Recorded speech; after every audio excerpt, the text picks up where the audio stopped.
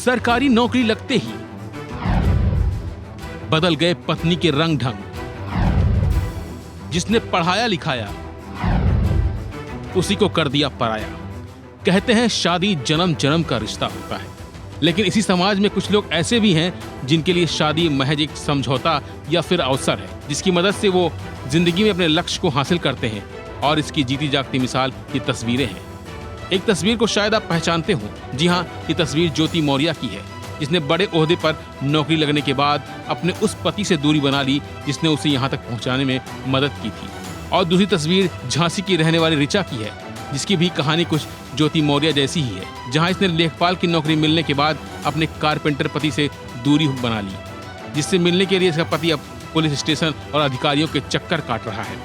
पीड़ित शख्स झांसी का रहने वाला नीरज विश्वकर्मा है। नीरज 3 भाई बहन है, जिसमें वह सबसे छोटा है। नीरज विश्वकर्मा कारपेंटर का काम करता है और करीब 5 साल पहले झांसी के सत्यम कॉलोनी की रहने वाली ऋचा सोनी से दोस्त के घर मुलाकात हुई थी। दोनों ने करीब 2.5 साल पहले मध्य प्रदेश के ओरछा मंदिर में जाकर शादी कर ली। इसके बाद दोनों घर आ गए और हंसी खुशी रहने लगे। इस दौरान लड़की ऋचा ने उससे बताया कि वह अब आगे पढ़ना चाहती है। पत्नी की ख्वाहिश को पूरा करना नीरज का मकसद बन गया और ऋचा को पढ़ाने के लिए वो मजदूरी करने लगा।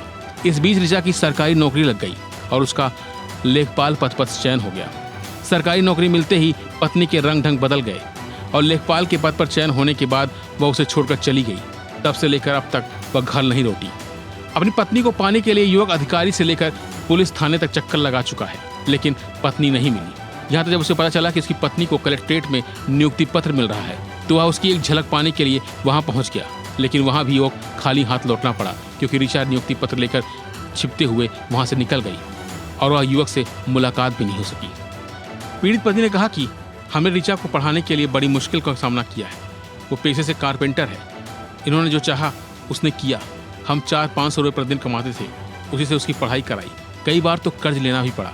आज मैं दिन रात उसे याद करता हूँ। आज वह कहती है कि हमारी शादी नहीं हुई है। हमारे पास शादी के फोटो और प्रमाण पत्र हैं। क्या फर्जी है? हमारी ओरछा में शादी हुई थी फरवरी 2022 में। हम काफ़ी परेशान हैं, उसके लिए दर दर भटक रहे हैं।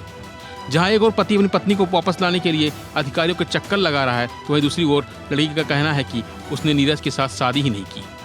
उसने कहा कि वह उसे बदनाम करने की साजिश रच रहा है। अब कौन किसे बदनाम कर रहा है और कौन साजिश रच रहा है, यह तो जांच के बाद ही पता चलेगा। लेकिन युवक ने जो तस्वीरें पेश की हैं, उससे तो यही लगता है कि महिला की शादी हो चुकी है।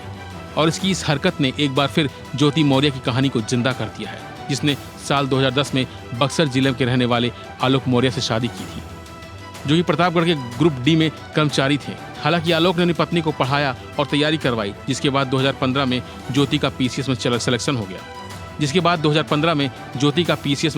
हो गया। लेकिन एसडीएम बनते ही वो भी अपने पति को छोड़कर चली गई। फिलहाल के लिए बस इतना ही।